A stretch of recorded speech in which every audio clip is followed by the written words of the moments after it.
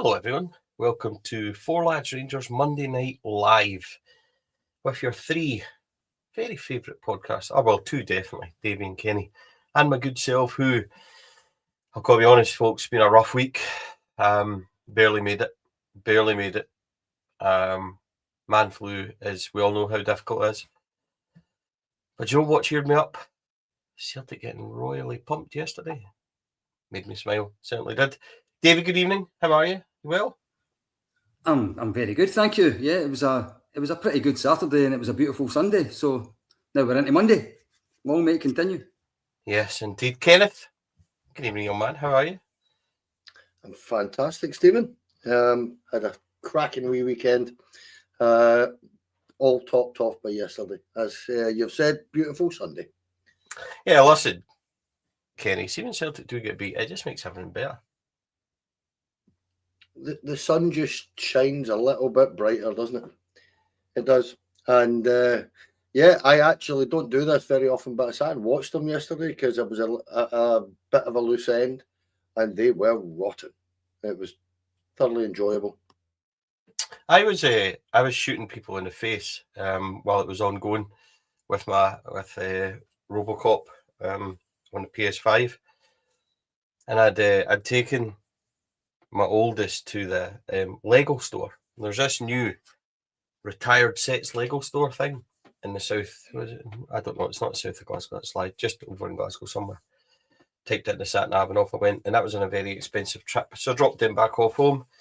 Went back, was shooting people in the face, and suddenly checked their score and they were getting beat 1-0. I thought that's quite funny. And then it came up they were getting beat 2-0, and I thought that's really quite funny. And it certainly cheered me up, Davie, here, that's for sure. And just when you thought we were out and they were looking strong, Rangers are right back in it now, and some might even say looking extremely strong, but we'll get to all that. But yeah, definitely a really nice Sunday, that's for sure. Do you know what game I watched last night, Davie, which was terrific? The Madrid derby, game of the day for me, 3-2 to Real. What a game that was, incredible. I saw the last 20 minutes of that. It certainly looked like a cracking game. I must admit, I didn't watch the Celtic game. I decided to watch Newcastle and Sunderland yesterday, which was not a bad occasion as well, but my phone was going mental while Dundee United were scoring goals, so I watched the last 5 minutes just for the shithousery. It was great. I must view Hatate at right back. I wish I'd seen that because that sounds as if it was worth watching. Yeah, right. Let's kick on. This is, of course, a Rangers podcast, and we'll spend loads of time laughing at them throughout. So, but today is a very prominent day for everybody. The Rangers Football Club. You would have noticed Davie's t-shirt on there. It's 31 years today since we lost Davie Cooper, one of the greatest ever Rangers players. What can you say about Davie Cooper? Scored probably our most voted upon favourite Rangers goal ever. I can't do him justice. I don't think anybody can. One of Kenny's favourite players. One of Davie's, I'm very sure. Davie, what do we say about Davie Cooper? What I usually say about Davie Cooper is that I've been watching Scottish football since the late 1960s. He remains the most naturally gifted footballer I've ever seen in Scottish football, bar none. He couldn't head a ball. He was slow. He couldn't tackle. He didn't score all that many goals, but what a bloody football! What a left foot he had. There hasn't been a left foot like that in Scottish football in my lifetime, apart from his. And I think his passing in 1995, anyone old enough to remember that day will tell you exactly where they were at the time that they found out. It was one of those moments that sort of defines your Rangers supporting life. You'd be 70 by now. I still miss the guy. He was one of my absolute heroes, and I think it's telling that, and amongst all the heroes we've all had, whenever his anniversary comes round, everybody always talks about it.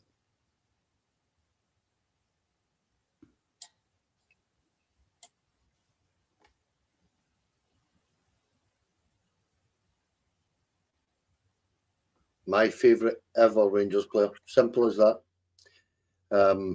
I just find that incredible that it's 31 years ago. I think it's... I didn't even know that today. I didn't even put it in the agenda. I haven't been online or anything like that. Didn't realise. And yeah, I can't really say much more than what Davie's just said. He is my all-time hero. Never mind a football player. Just somebody that I was brought up with and just adored. Just absolutely adored him as a player. I was left-footed myself when I was a football player.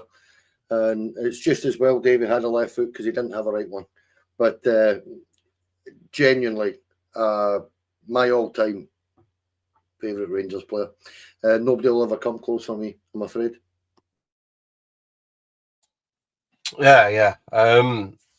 Apologies, I froze there for a bit. Thankfully, Kenny was able to muster the gumption to talk, which is unlike him. What can you say about Davie Cooper? There's not a lot you can say about Davie Cooper. So many amazing Davie Cooper moments. Free kick against Aberdeen, Drybury Cup final, that no-look pass to Ian Durrant, that run against Tempia in Europe. It's just Davie Cooper. And you had the funny stories, of course, when he allegedly put the table over the other side of the room for Mo Johnson, things like that. Davie Cooper was a Rangers fan. He was born to play for Rangers and played for the team he loved, and we certainly miss him. That's for sure. Yeah, Davie Cooper, my hero, says Homer RFC, and it's difficult. It's difficult not to believe that. That's for sure. But he is sadly missed. Today, something interesting happened from a selfish four lads point of view. One of the people or one of the sites on X put up a poll, not a poll, that's not the right, put up like a report of YouTube football fan channels net public views in 2026, the top 100. Rangers Review in 14th position with an outstanding 3.6 million views on YouTube since. Delighted to play a small part as guesting for them. The next Rangers podcast you will find on the list is our very good friend CJ Novo at 58 with 600,000, but we're slightly just behind that. Over 500,000 views. Four Lads of the Dream sits in 69th position, which is an incredible hat tip, I suppose, from everybody out there that watches us. Over 500,000 views in just 3 months is quite incredible. But to be on that list as it is I don't know. I suppose it raises a small smile. Kenny, it was your idea to start this. We started this back in January 2024. Me, you, and then we roped Andrew in, and everything just grew from there. It's done okay, and to have that kind of recognition today was quite a nice feeling. Lovely feeling, and we mentioned to our old guy Andy McKellar, who was on the first show with us as well. Look, it's fantastic, isn't it? It's really nice. It's quite humbling to see your name like that. It's all credit to you, Stevie. You carry the place, and it's yeah, just don't get too big for your boots, mate. That's all I'll say. But been accused of it before, apparently. Yeah, so I heard. That's why I said it. Listen, we're doing well. We want to grow. We want to prosper. We want to be much bigger than this already. But we're going about it in the right way, mate. We've built up a viewership, and we're so grateful to everybody for that, because without the people that watch it, we're nothing at the end of the day. So that's the kind of bottom line for me, is that we thank everybody for every single person that watches this show, because yeah, it's nice to be noticed, but it is quite humbling. And as I say, for me, you're sitting there saying, right, we're 69th, I want to be top 50 next year. I'm just that kind of ambitious person. I want to just grow the place and just keep building.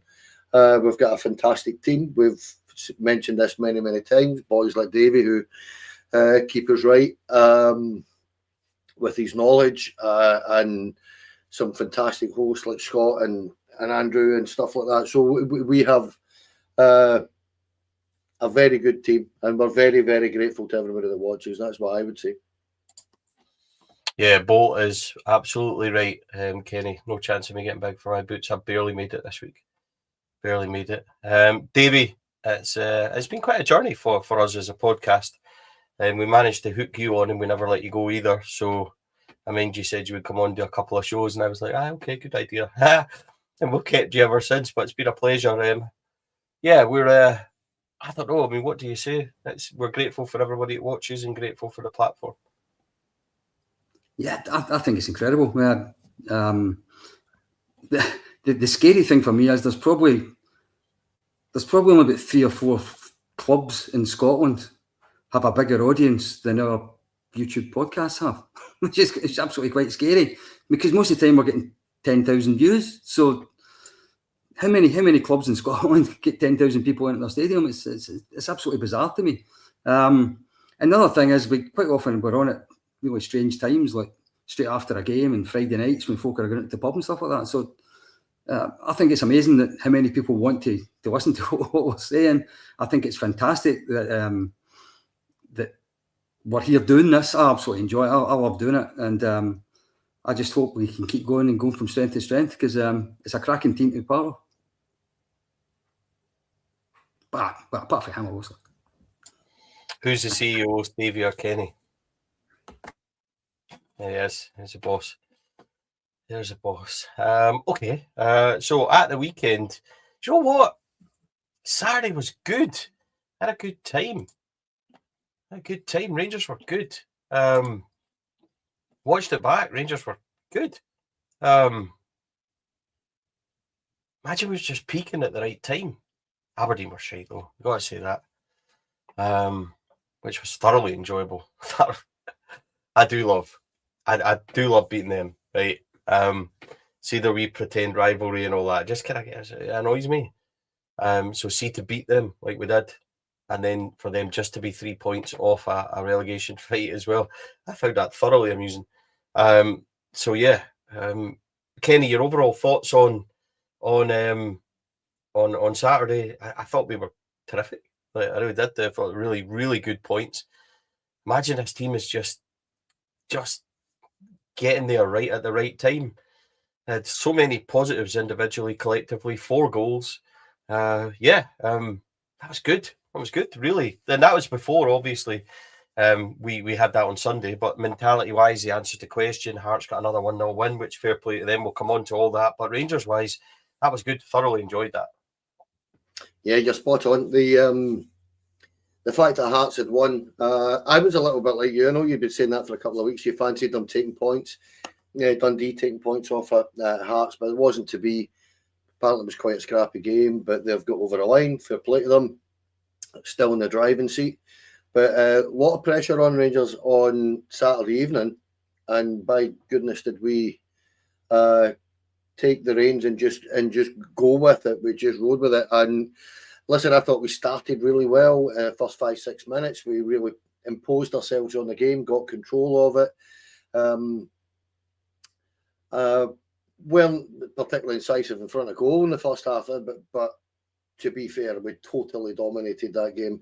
The one thing I'd say about that Aberdeen side is I can honestly say that the guy, Ebbe Skobda, was that his name, came to mind. That it's about as bad a team as on an Aberdeen side as I've seen since he was there, where they were just absolutely horribly bad.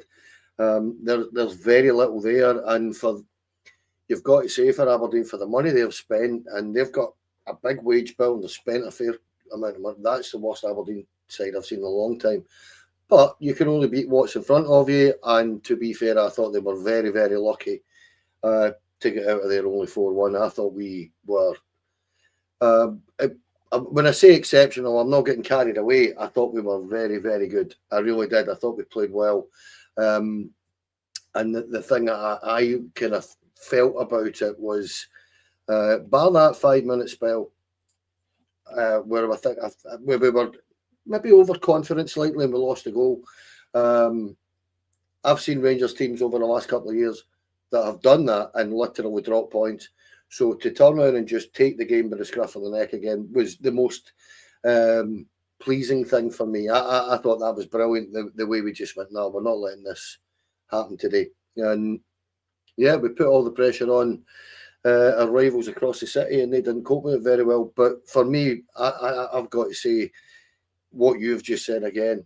Are we hitting the right form at the right time? Let's hope so, because the closer this gets, every single one of the three teams is going to feel the tension and feel the nerves.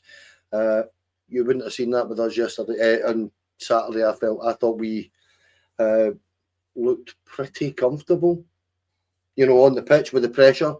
Even at that point when we lost that goal, Stevie, I thought the crowd started to get not nervy as such, but worry a little bit.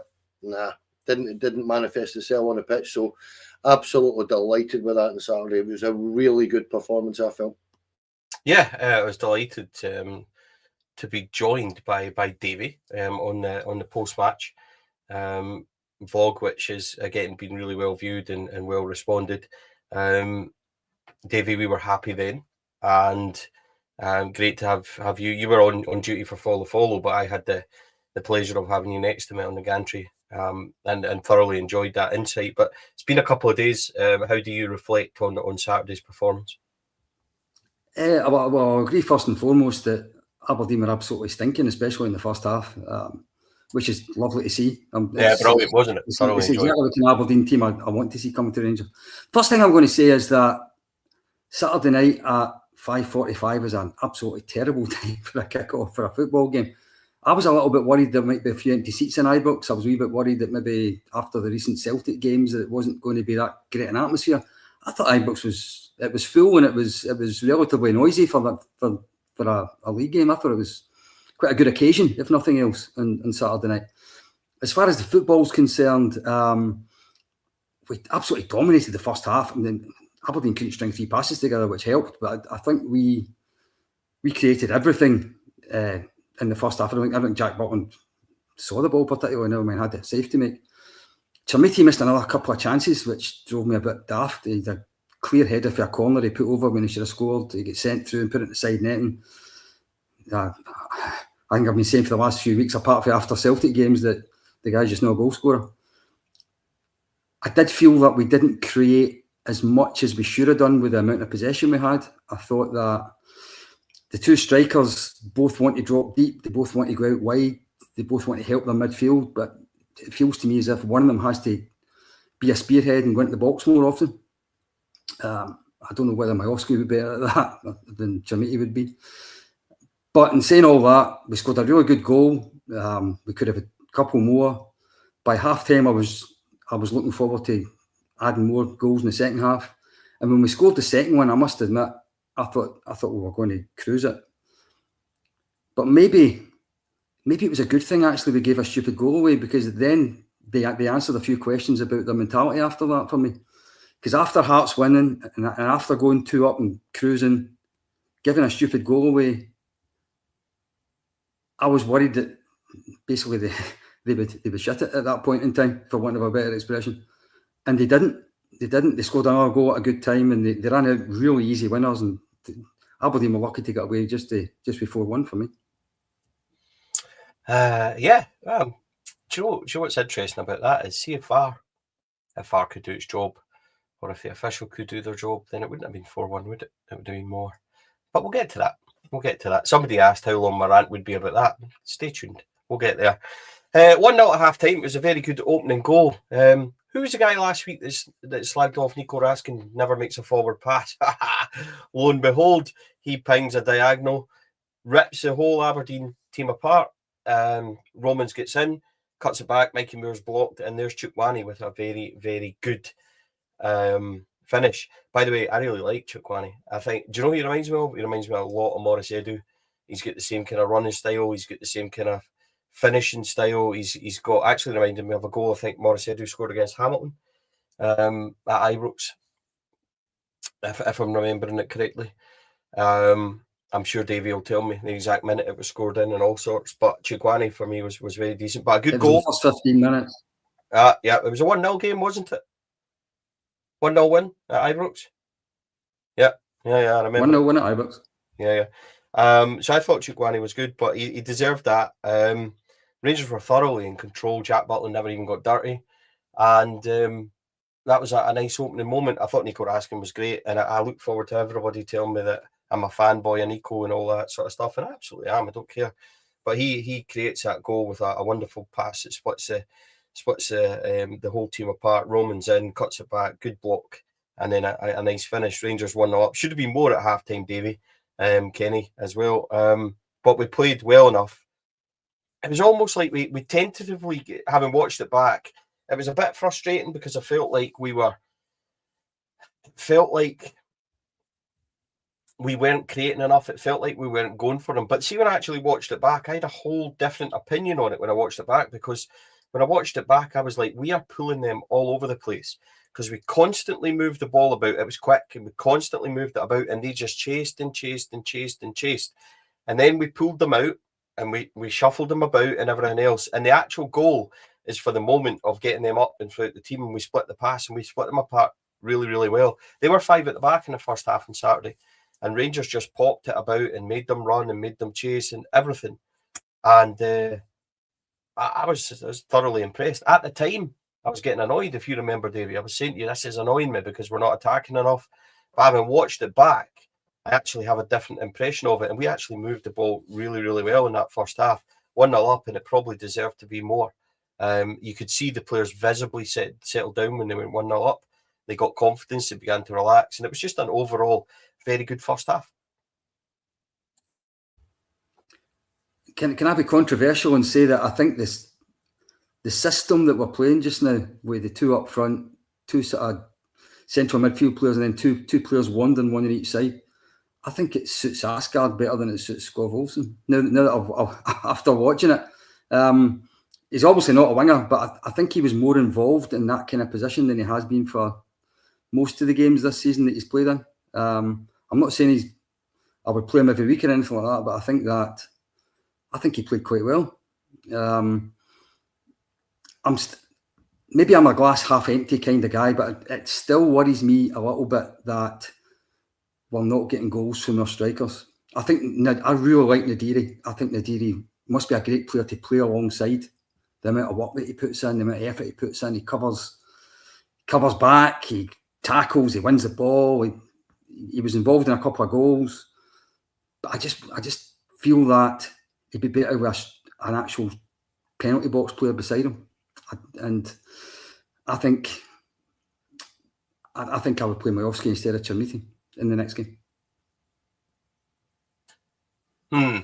Kenny, we'll come to that, I suppose. But first half, your overall impressions? Rangers won a nice goal ahead, well deserved, etc. Yeah, absolutely. I thought that. Well, first and foremost, I need to say, Davie, I have no idea how you can remember these things. How that goal was in the first 15 minutes and we won 1-0, because I have no recollection of that goal whatsoever. None.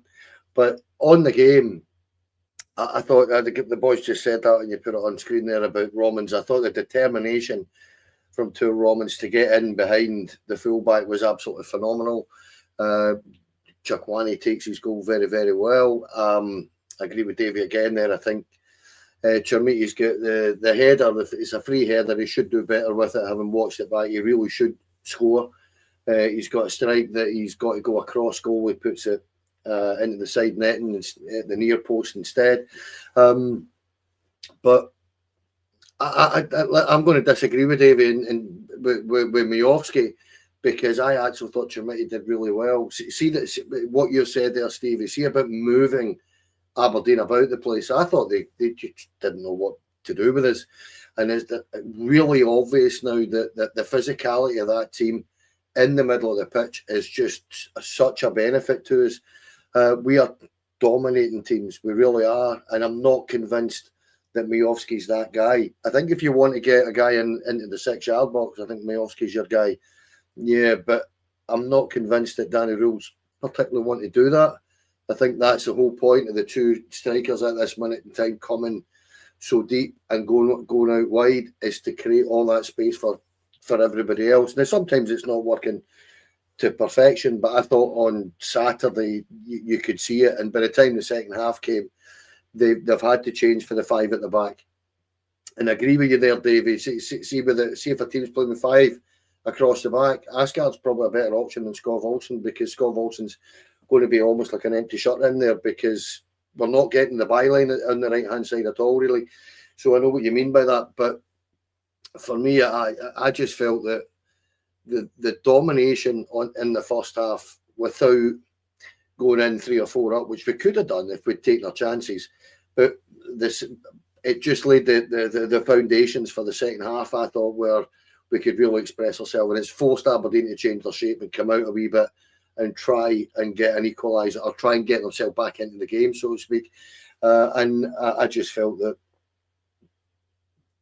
fair play to Danny Rule, because he's found a system now that, if you look back to under Russell Martin, and then you look in the first maybe 10 dozen games under Danny Rule, we weren't actually controlling games, we weren't dominating games, we were getting wins under Danny Rule.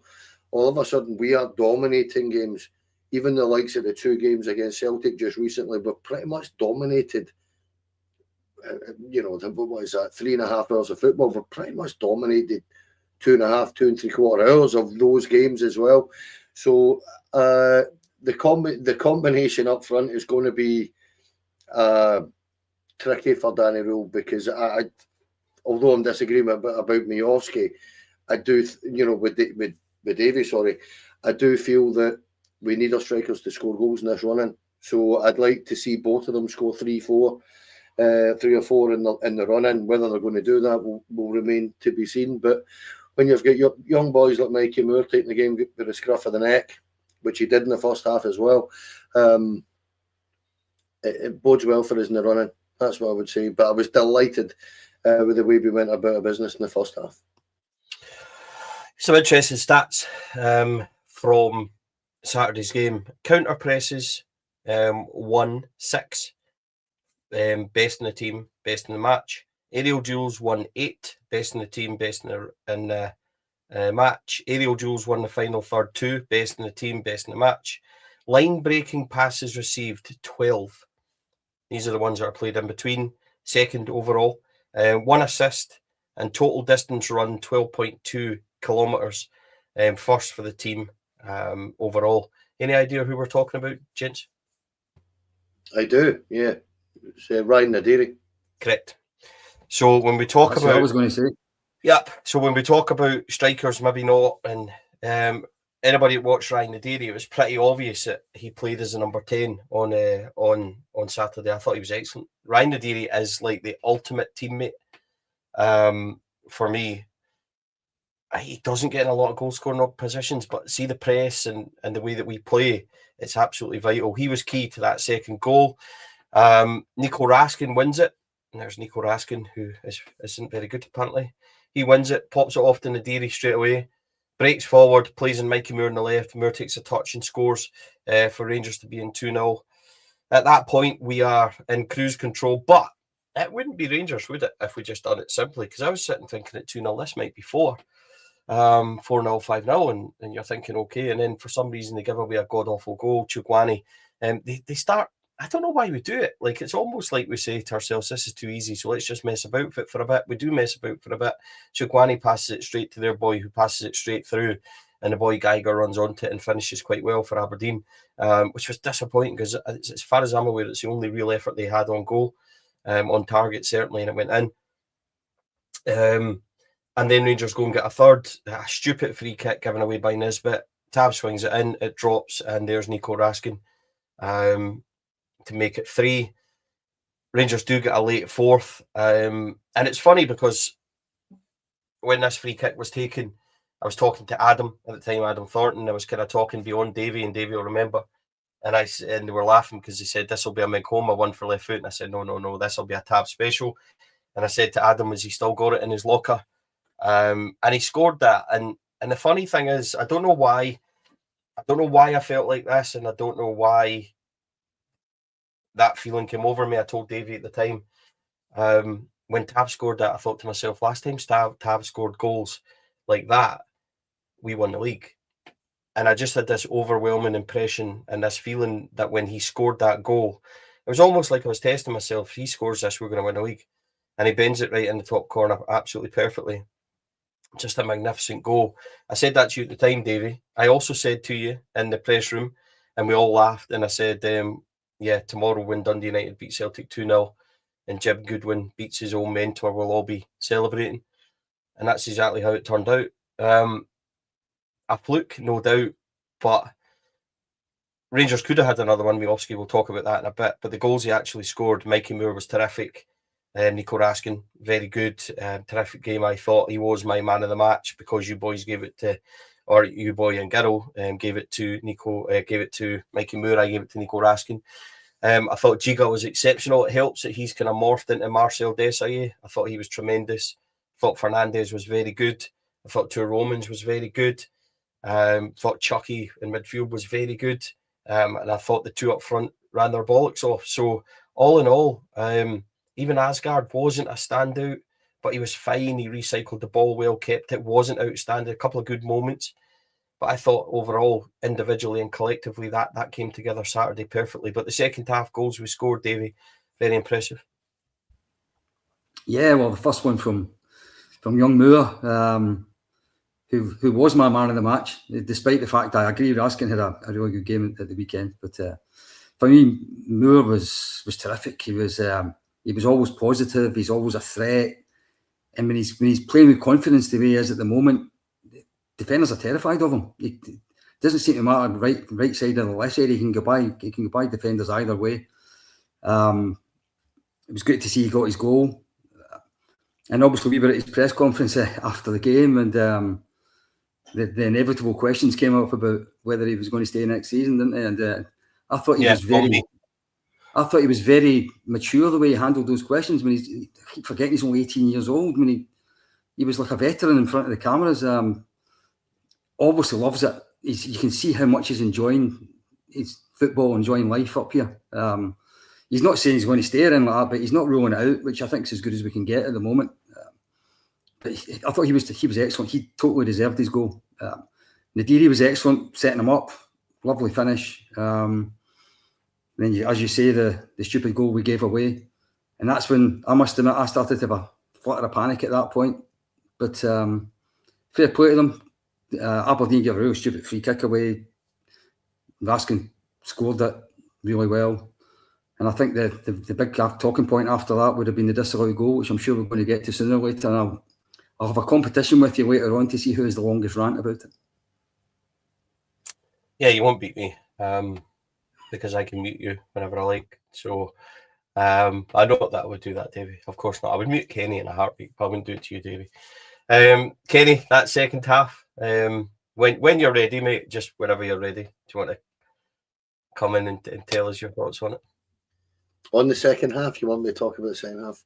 Thought we were excellent, mate. Really good. As I say, bar that wee 5 minutes where we, I thought it was just a bit of complacency, actually. Taking risks at the back, that's what we were doing. I think Giga has a slightly bad pass. I think Fernandez has a bad pass with it as well. And then Chakwani tries to play it back to, I think it's Fernandez, and the boy cuts it out. And yeah, boy, to be fair to Aberdeen, they actually took that goal really well. It was all one-touch stuff and bang in the corner, and Jack Butler's got no chance. So it was a wake-up call. I agree with Davie. I think it was that said it actually, Stevie, that it almost kind of woke us up a little bit. I think we were just finding it a little bit too easy. And the one thing you can say about the Scottish Premier League is it's never going to be that simple. Teams might not be the best in terms of the standard and the level they play at, but you'll get full commitment, you'll get fitness, and they will take their opportunities if you give it. We've watched this over and over again. So the way we reacted to that delighted me, I've got to say, because it was almost as if, no, this isn't happening to us. We are going to power on, which we did. some strange decisions for the referee as usual, but we'll talk about it. But listen, I can only give them the players I'm talking about here all the praise that you can. I thought they were certainly one of the better performances I've seen from Rangers at Ibrox this season on Saturday. I thought we just dominated, and although we've won 4-1, we should have won by more. And just about every player I felt made an impact. I thought even Telo Asgard, I thought actually played really quite well. That's probably the hardest I've seen Telo Asgard work in a Rangers jersey. But slightly over towards the right-hand side, wasn't it, instead of over the left on Saturday, which I quite liked. I thought that was, it maybe suited him a little bit more, I don't know. But yeah, as I say, Stevie, I can't really shower them with enough praise, because I just thought they played very, very well on the day against a poor side. We've got to keep a level head on it. They are poor, and if anything, I would suggest that they might be favourites to hit that playoff spot, because Kilmarnock and St Mirren are going to pick results up. So don't want to get too carried away, but we've put ourselves in a fantastic position, and the goal difference might be important coming the end of the season. Mate, you never know, and that's now a plus 30 compared to Hearts plus 28, I think it is, and Celtic's plus 22.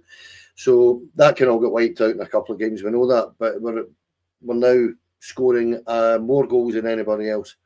That's a good sign. Yeah, thoroughly enjoyable Saturday evening. It was one where driving home, dropping Davie off in Kilwinning, and I had a wee bit of time before I drove back. I was quietly sitting, thinking to myself, yeah, that's a little performance of note, and you try not to get carried away. But I said weeks ago that I still thought Rangers could win this, and we'll come to that on the show. Right, I don't want to go on a big massive rant on this, because I think there's so many positive on Saturday. I would rather sit here and talk about James Tavernier's free kick and my absolute desire for James Tavernier to leave this club in the summer as a champion. I think he deserves it. Selfishly, I'd love it to happen. It would be the perfect ending. It was a beautiful free kick. See if he could just rifle in a few of them towards the end of the season. I thought he was good on Saturday. Mikey Moore, who's just a total diamond. Loved speaking to him on Saturday night. He speaks like Tom Hardy, who's one of my favourite actors. So I loved, when I was sitting watching him, I loved listening to him. As I said to him after the camera stopped rolling, 7 wins, hat-trick every game, and sign in the summer. It's not really that difficult, Mikey. He laughed. I didn't think it was funny. It was being deadly serious. And I'd rather talk about the positives. Nico Raskin was terrific. I genuinely think that Nasa Giga's coming on to a wonderful game. He was like Marcel Desailly. There was a moment in the first half where Aberdeen broke away, and he almost dared the boy to pass, and he played a through ball, and he just skipped in and got it, and Nisbet didn't even chase it. I think Giga's been terrific. Really enjoyed that. Roman's just a delight to watch. Jack Butland, still the best goalie ever. And just loads of positives. So I'd much rather be sitting here watching that. Danny Rule got it spot on, Nadiri being great. There's just so much on Saturday, and the team deserve all the credit in the world. We now play Dundee United in a couple of Saturdays, and if we beat them, we'll go top, and then the pressure is all on everybody else. And it'll be squeaky bum time, and they won't win. They won't win after, hopefully, we do the business against United. So it's who can we pick up on? And there's loads of really good positives for that. But we have to talk about a negative. You all would have seen probably columns Friday night, Look at Me entertainment show. His ego is worse than mine. And yeah, once again, another apology to Rangers. Mikey Moore was a mistake. Fuck me, man. Honestly, who would have predicted that? But yeah, this wee baldy guy who was a ref for 12 years could have seen it straight away. And I used to get chased by people off pitches and everything else. So yeah, everybody's seen it. So then we go to Saturday, and Rangers score a perfectly good goal, well worked, and it gets called back because about an hour and a half later, about 3:30, when the players were warming up, it hit somebody in the arm from about a millimetre away, and they used that to try and chop off this Rangers goal. It was literally 20 seconds before another phase of play, which Aberdeen even won the ball back. And then, if you remember, Kassam actually shoulder barges the fullback to get it and win it back. We do win it back. Miovski tucks it away. And, you know, a thoroughly enjoyable moment for many reasons. But VAR find a way to chop that off. I'm getting pretty sick. Is it 20 goals we've had chopped off? And then I remember the Shankland one where Shankland, handballs it in the middle, doesn't celebrate, tells his teammates that's handball, but he gets it, no bother. It's just, listen, Willie Collum is just, these referees, the level, the mistakes, everything. I'm just absolutely sick of it. Those who watched the press conference will know that I asked Danny Rule on it. And it was a shame because there were so many good things to pick up on that I had to ask him about a negative. I asked him how frustrated he was. And I'm just, do you know what? I'm just sick of it. Anybody that's seen the decision as well, his arm's in. His arm's literally like that when it hits him. And it hits him there. And his arm is in. And they pull it back and give a free kick. It literally beggars belief. It's almost like they found a way to chop that goal off. And I look at goals that we score. I mean, the Mikey Moore second one was like about a month and a half offside.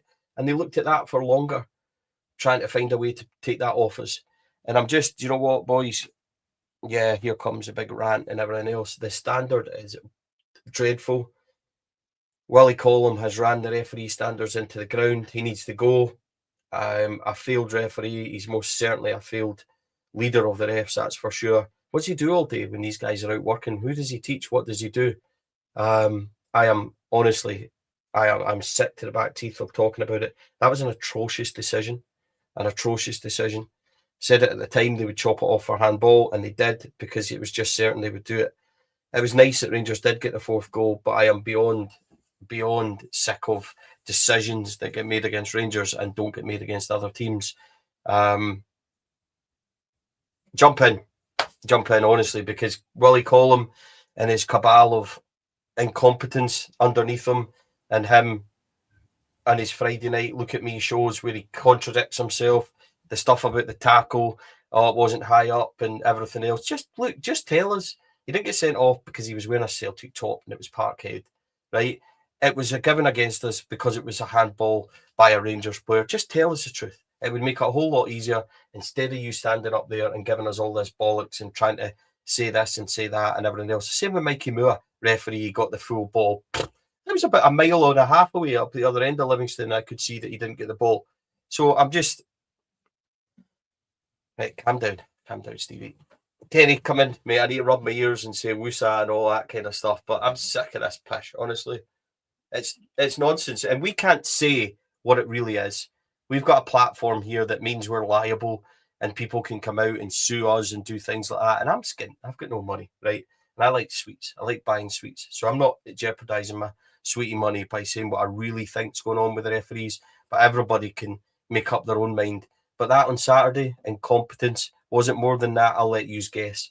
But I'm sick of this utter pish. See if that was handball. In fact, there's certain other captains in this league that could have caught it, put it on the ground, played it, and wouldn't have got a free kick given against them. Connor Barron gets it rifled at him when he's arm in like that from about a millimetre away, and they give a free kick against them after we score about an hour and a half later. Fuck this, man. Honestly, it's a nonsense. Right, okay. Follow that, Kenneth. Right, it's a handball. It is a handball from Connor Barron. The problem with it is that it's about 2 phases previous to where we actually score. Aberdeen, I think, hit the ball twice in the time between Connor Barron's handball and Miovski scoring. There was a very similar incident in the Europa League on Thursday night where Real Betis were playing Panathinaikos, and the boy Amrabat there scored an absolute peach, genuinely 35 yards with a bend and a dip, and he hit it first time, and it was right in the top corner, and Panathinaikos were going crazy because it was a handball in the build-up. But it was almost identical type of situation where there had been another 2 or 3 phases in between. Now, I'm not going to pretend that I know the rule, but I do understand that the rule is that once a phase of play is gone, the incident is now deemed obsolete effectively in the game of football. It's happened, it's done, it's finished. So how they can possibly do that is beyond me. It's a goal that should stand, regardless to how hard done by Aberdeen would feel, that because that the referee was standing the wrong way. It's just kind of one of these things that you say, well, tough shit, it happened, and you've had 25 seconds to deal with the situation, and they couldn't deal with it. So that's frustrating more than anything else. What I will do is have a wee rant myself about this VAR show. That, I mean, what a load of bollocks this is. Honestly, how can this guy get a platform to come on and highlight all the mistakes that they make, and then turn around and say, Ewan Cameron, I'm going to talk about Ewan Cameron a couple of times here. Ewan Cameron today on his podcast with Ronnie Chatters absolutely eviscerated Willie Collum, told him he should be sacked. The referees are not fit for purpose, and he's correct. Now, the problem you have is Ewan Cameron, you'd have seen this on X yourself, Stevie. He put a thing up, I think it was on Friday night, after that VAR show, showing an incident in a Dundee United Hearts game and the Oxlade-Chamberlain potential red card against Motherwell. Now, the two things are absolutely identical. The ankle has bent.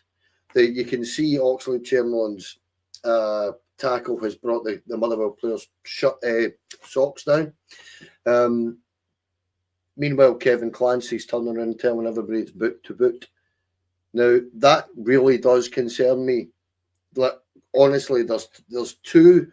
There's a VAR and there's a VAR assistant.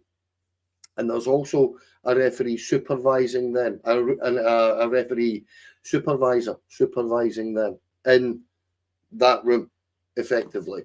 Now, how all three of them, and then when you look at the referee himself, and they look at these situations, and when you listen to VAR audio, it is a rabble. It is an absolute shambles. It's embarrassing, actually, listening to them. They're all shouting over the top of each other. And in that incident, the Motherwell one, John Beaton actually turned around and says, "Are you sure, Kevin? He's got a gash on his leg, on his shin. It's boot to boot." Now, to me, Kevin Clancy, well, I'm going to be careful what I say, but that's not incompetence, Stevie. It isn't. It can't be. The guy has looked at it 7, 8, 9 times and turns and says it's boot to boot when it clearly isn't.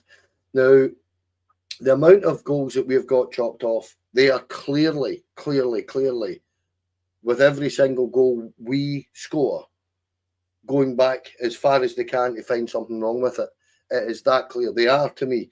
Now, I don't want to go on a rant. I don't want to sit there and come across as some tinfoil-hatted maniac here, but this isn't good enough. It just isn't. I mean, all we need to do is look at the state that we are in. The referees are not full-time. Willie Collum is leading referees, and the standards have got worse to the point where I think this season the refereeing has been worse than I think I've ever seen it. In just about every game in the Premier League that I've seen, there's a major decision that they have to get right that they get wrong in every single game. And these guys are costing millions upon millions upon millions of pounds. We've got 3 teams running for the top of the league here, all chasing, and whoever wins is going to win it, hopefully fairly and squarely. That's the issue, that referees could determine this. There's three teams now fighting at the bottom of that league to try and avoid a playoff place. And we're in that situation now where the referees are determining things, and it's not good enough. So I know that Rangers have asked the other clubs for a meeting and to get together with the referees. But the first thing I would be doing if I'm Rangers is calling for Willie Collum's head. I've been saying it on here all season that he is not fit for purpose. If he's the one that's leading these referees, look at the state of our game. We need full-time referees in this country. And if we can't get full-time referees, then I would be very, very tempted to start looking outside of Scotland, because they are not good enough, Stevie. They're not. Every single week, it's a shit show. And it's embarrassing for them, actually, because it almost looks to me as if a lot of times, and the Matthew, whatever his name is, on Saturday, it looks to me as if the referee and the VAR team don't actually know the rules. That's the worry. They look as if they don't actually know the rule. So where we go from here, I have no idea. But as I say, I'll end it with that. If Rangers have got any sense about them, if Andrew Carver and Jim Gillespie have got any sense, call for his head, put pressure on him. He has to go. He is not good enough. And if he's the one that's leading the standards, then all we need to do really is look back on his career as a referee and say, well, how do we expect to get any better? Because he was rank rotten as a referee himself. This is a guy, by the way, that turned around and gave us a penalty at Parkhead because he heard it. If you remember right, with the Kurt Broadfoot one, he actually admitted he heard it. He was looking the other way. That's the standard of leader that the referees have got. I'm not having it. It's a waste of time. It just gets me really, really angry, because these guys are getting £1,200 a week to officiate a game. To be fair, that was, Kurt Broadfoot almost got decapitated. Davie, it wasn't the only controversial moment in the game. Tukwane's tackle was absolutely ridiculous. He almost does a flip in midair, and it never even gets looked at. Can I say, like, it was ridiculous, and no second look, no call, no nothing.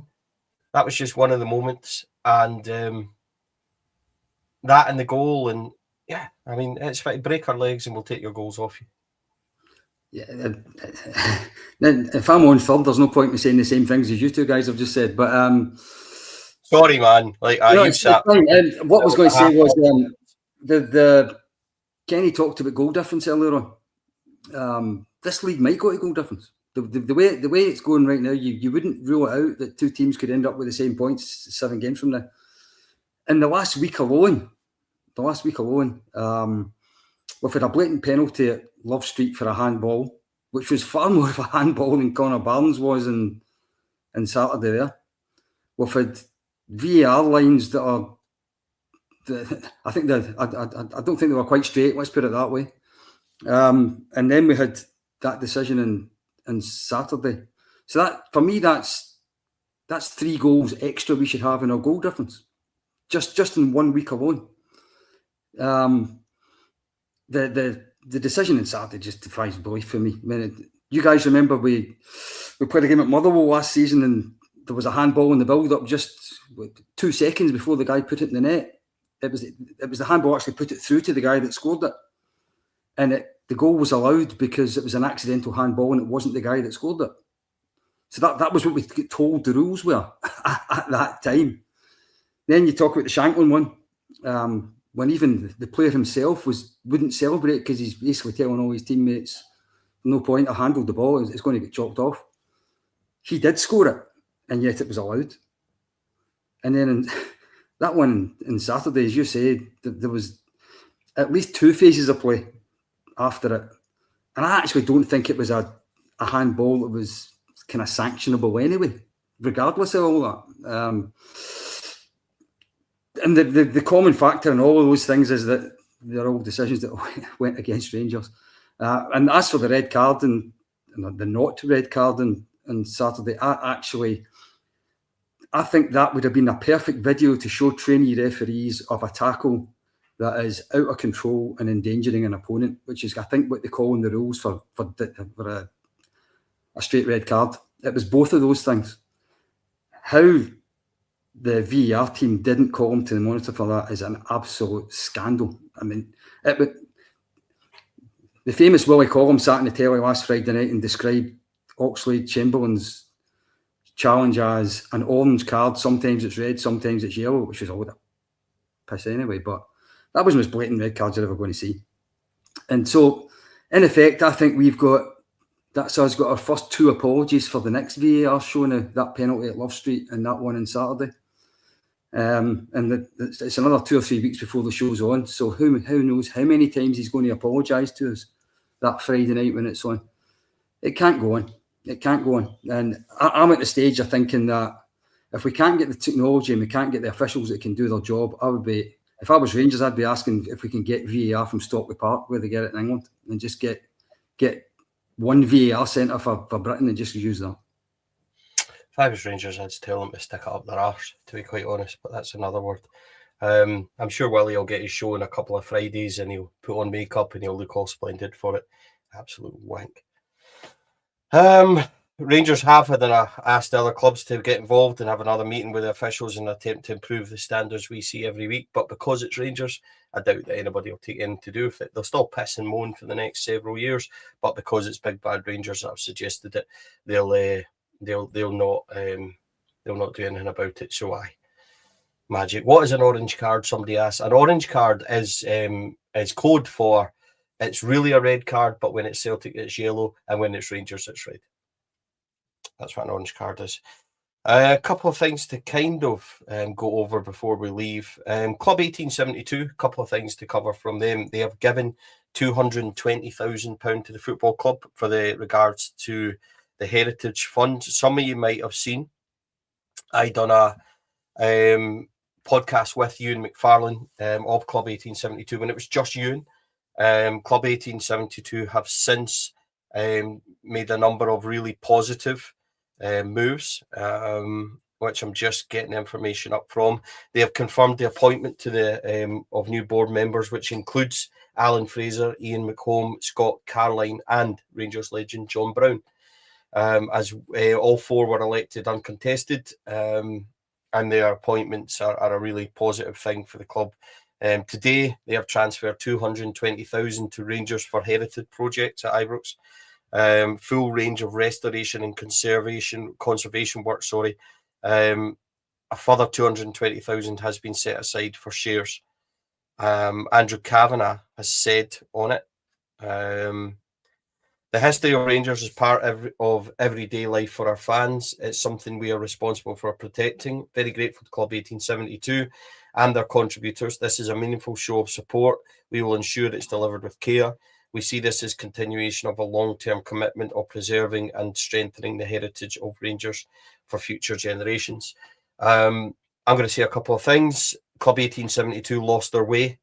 There was perhaps people running it that people had lost their faith in. There was decisions in there that I didn't understand, and it all went kind of quiet. And in a couple of weeks, Ewan has come on. He said what they were going to do. They've delivered on that already, gifting almost $250,000 to the club, which is going to help do things to the stadium, do things to Walter's statue, and help with the general upkeep of the football club. That to me is fantastic news. The involvement of new people, the involvement of John Brown, all really positive. We're going to get Ewan back on the show. Delighted to say we're going to speak to Ewan in the next couple of days, and we'll get a full update again from Club 1872 on what's next, what they're going to do. I fully trust Ewan. I feel like Club 1872 is finally merging into what it should be once again, which is the right people on it, the right decisions being made, and a supporters body that we can once again begin to rally round and trust. And I hope that, and while there's a long way to go, it's certainly a positive. And these things for me, Kenny, are really good news. Yeah, it's nice to hear that the club are getting on with Club 1872 again. That's good news, because it's never nice. I mean, they're not a major shareholder, but they're quite a big shareholder, and it's a fan-owned thing, and it does need to be constructive between the two parties. That's what I will say. If I have my own personal take on it, I'll be 100% honest, and I just feel there's too much water under the bridge for me personally with Club 1872. It's not really my thing. However, that's not me disrespecting it in any way. I actually think it's a wonderful thing when we have had you on before, I had said to you at the time that I felt it was a cracking idea. I think it's a brilliant way for a fan group like that to turn around and benefit Rangers, whereas I personally feel the shares thing doesn't really work for me. It's just one of these things, as I say, for me personally, with Club 1872, it is fantastic to see that they are starting to get through the choppy waters they've had for years and years. We'll wait and see how it comes, how it ends, should I say. But for me, it's just one of those things that it's great to see, and the benefits are for everybody, and that's where I can only turn around and say thank you for it, because at the end of the day, when you're going to go and see little improvements round about the stadium, that's fantastic, isn't it? So good luck. Hope it goes well. Ewan said to me tonight, and a bit not a statement. That's not the right. I asked Ewan for a few words. He said today was a great start for the new board. We thank Andrew Kavanagh and his executive team for all their support. We've had great discussions on progressing the projects last week, many of which we hope to deliver this year. Interaction with the new board has been exciting, and the energy and passion is there, pulling in the same direction. That I know. Great things will follow. Thanks to all our contributors for their ongoing support. You can support Club 1872 if you wish to, by going on to their website, and you can send queries to info@club1872.co.uk. Your money and donation to them on a monthly basis will be going straight to Rangers Football Club.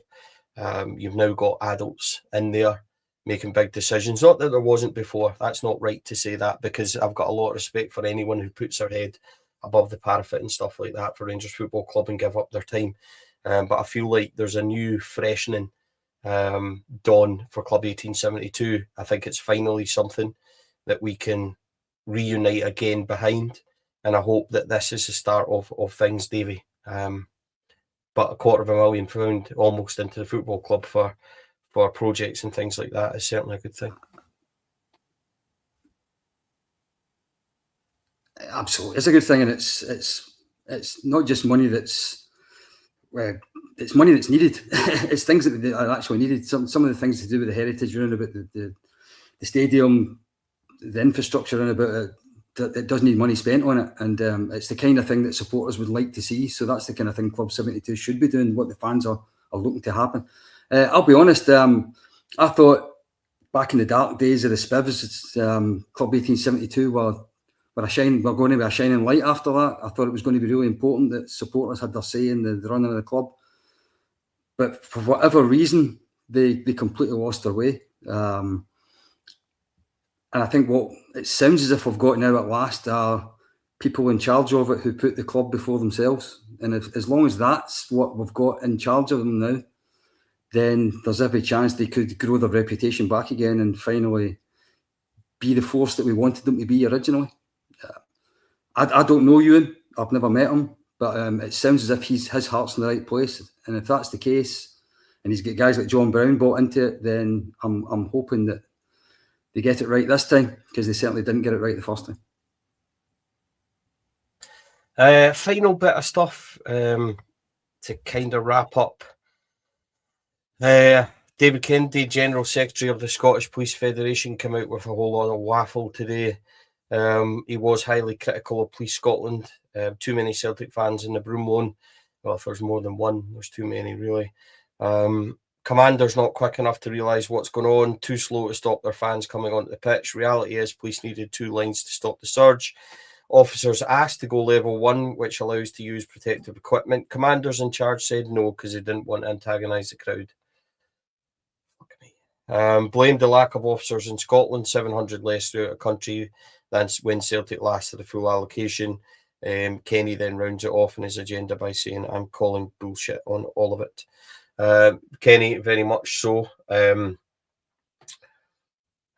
Listen, I said it last week, I got a couple of weeks ago, and somebody in the comments said I got accused of having an agenda against Police Scotland. My agenda was clearly that I could see incompetence ripping through them as an organisation from start to finish on that day. People that organised it not the actual foot soldiers on the ground, but the people that organised it, clearly incompetent and don't have a clue. Emma Croft, who went on telly, made herself look massively underskilled and out of her depth. And I think that David Kennedy's just summed all that up. Commander said no, as they didn't want to antagonise the crowd. What, for them to be ready? So when penalties were ongoing, instead of putting people in front of the stands, they just let it happen. I'll go back to what I said a couple of weeks ago. Sheer incompetence from Police Scotland. I don't care if people think I've got an agenda against them. Couldn't care less. But they should be owning it. They're as Rangers said, I thought Rangers' statement was quietly brilliant. People should be held account to this, and we'll take our part in it. But the police action that day was completely incompetent. And if people have got an issue with that, then David Kennedy said the same thing. Yeah. What do you make of that one, Kenny? Well, as far as I'm aware, this is the guy that represents your ordinary police officer. Is that correct? I think it is. Yeah, General Secretary of the Scottish Police Federation. David Kennedy, by the way, is a pretty good guy. So, yeah, it's just, listen, I think he surges it. I think he puts it all in place. As I said, I was accused of having an agenda a couple of weeks ago against Police Scotland. I don't. I just thought it was completely incompetent and a really poor showing of what they're supposed to be. Well, I certainly don't have an agenda against Police Scotland, so people can think what they like, really. But I just find the whole thing, when somebody's coming out like that, who's representing police officers, and then all that he does thereafter, from what I said on that agenda, Stevie, from there on, all he says is lack of money, lack of police, and you're like, listen, there's 700 throughout the country, less than the last time that Celtic had the Broomloan, and it's not an excuse. How can it possibly be an excuse when you realise the amount of money that Rangers have forked out for police to police the thing? All you're asking them to do is do their job properly, and it comes down for me, if you're being 100% honest, the match commander, who I'm not going to name because I know who it was, but just utterly incompetent on the day. Utterly incompetent. And it's not just in the stadium, it was outside the stadium before and after the game. They are there to do one thing, and that is to maintain public order. They didn't manage it. Whether Rangers are at fault for certain issues, and I do believe that Rangers feel they should have had more police or more stewards. I do know that Rangers are kind of feeling that way themselves. However, Rangers are the only subject involved in this that have actually manned up and actually said, look, if we're at fault, we'll take responsibility for the faults, but we're not the fucking only ones that are going to do it.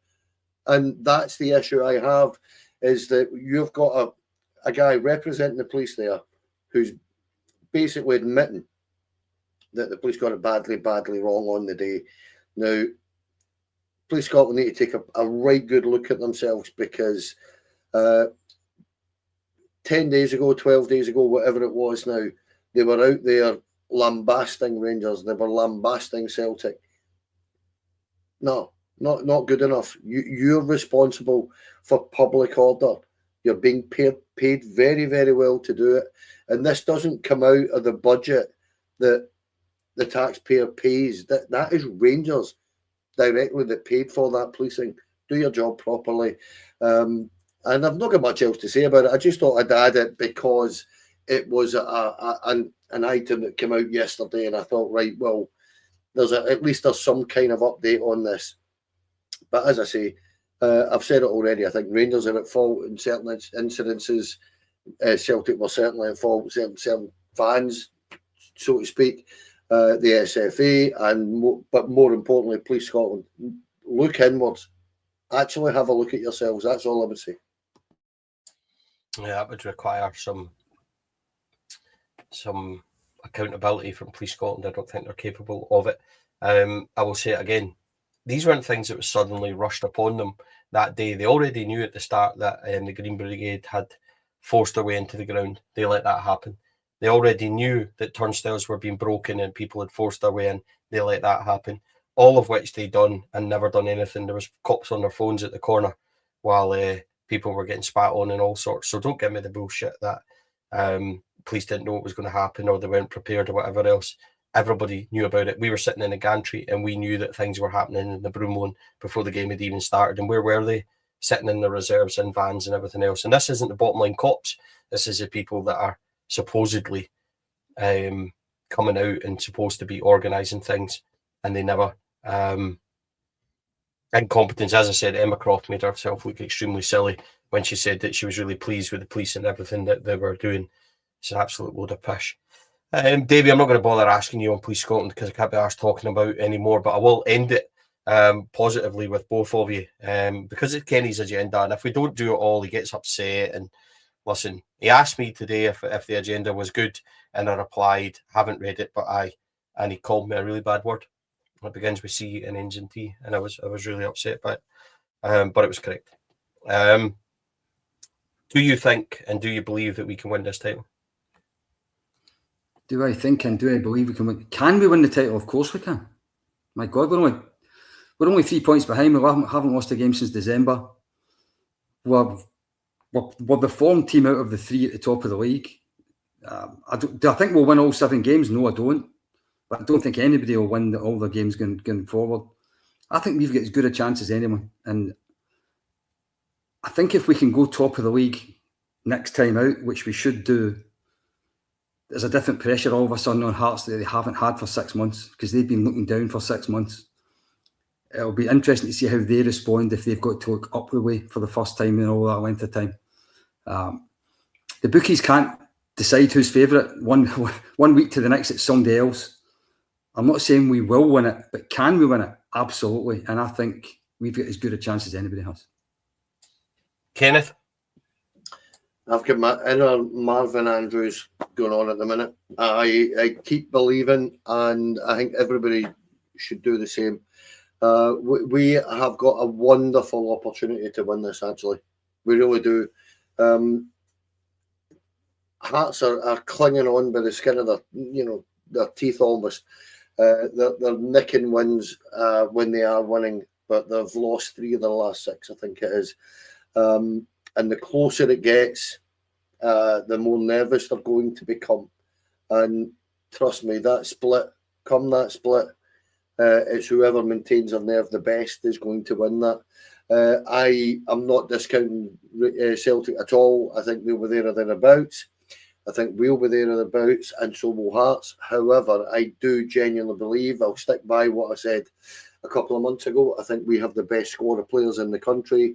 And Davie said it the other night. I think it was Davie said it last week. The team that wins most games tends to win the league. And if we can get on the run, if we can take, I would actually go as far to say now, 5 wins and 2 draws, and we're going to win that. That's what we should be aiming at. Who says you don't get the best punditry on 4 Lads of the Dream? Whoever wins the most games will win the league. Whoever would have thought it? We will win this league, ladies and gentlemen. 1 game at a time. Dundee United next. Let's get them dealt with and then take the next one. But this is certainly Rangers' time to do it. Let's do it, as Marvin said. Keep believing. The only team that can stop Rangers is Rangers himself, and I believe. Stevie, I've got to stop you. Stevie, there's a boy in the chat there who's put 100 quid on Rangers at 16-1 when Danny Rule started. So let's hope, for his sake, we do win it. No, you can pay for one night out. No, fuck that. Listen, I've had a season ticket for 30 odd years. I don't care about people, mate. I fucking deserve it. Right? I've come on this podcast for 2 years and had to report after shit result after shit result after shit result. Magic, mate. Enjoy your money. Don't care. I'm going to be... just listen. Let's just win it. Right? For everyone. Because we've all been through the shite. How's that?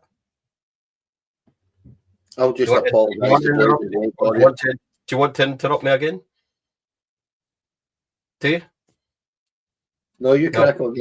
Right, thanks, mate.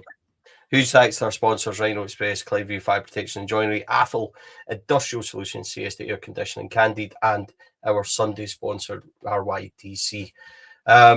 Thank you, Davie, for coming on. Much appreciated.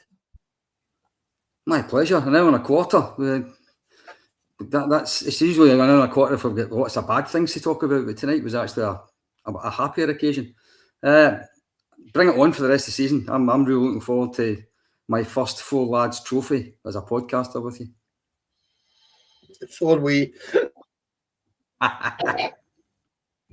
We've won absolutely nothing since this started, haven't we? Kenny, it was a great idea to start this. Thank you, Kenneth, as ever, for your brilliant insight. Love it. Couldn't do it without you. Yeah, thanks, mate. That's why you told me my agenda was substandard, and I had forgotten Davie Cooper and Club 1872, and then you started with the two of them. Quite right, too. Half-assed is what that was, mate. Sorry. But no, listen, I really enjoyed that tonight, guys. Thanks, Davie. Thanks, Davie. It was entertaining, and it's good to... it's brilliant to pod when you've won, and you've won well, and the team's performed well. It's a whole lot of fun. So thanks, guys. Thank you, as ever, to my two co-hosts, Davie and Kenny. Huge thanks to everybody in the comments, everybody that watches, everybody that likes and subscribes on YouTube. If you haven't, please do. That helps us grow. All the comments, everyone was seen and everyone I appreciated. I'll leave a thought with just Davie Cooper, who 31 years ago today passed away, and we lost one of the most gifted and marvellous talents in Rangers Football Club history. He played for the team he loved, and he'll be watching as we go and hunt this title, and that's exactly what we are going to do. Well done, Rangers, at the weekend. Fabulous performance, thoroughly appreciated it, and a huge thanks to everybody that watches this show. 69th best watched football podcast in Great Britain, is quite an honour for us, so we really appreciate that. So thank you very much for everybody that gets involved. Have a good week. We'll be back Wednesday, myself, Kenny and Mark. I'm afraid Chris is not well, Chris Bett, so Chris won't be joining us this week. Chris is off work, so we send our love and best wishes to Chris. So he's actually very unwell. So he wants me to tell you all that it's not because Rangers are winning, and he's delighted at the results and it's cheered him up. So he'll hopefully be back in the next couple of weeks. So we'll see you all Wednesday, 7:30. Take care. Have a good week. Lots of love. Bye for now.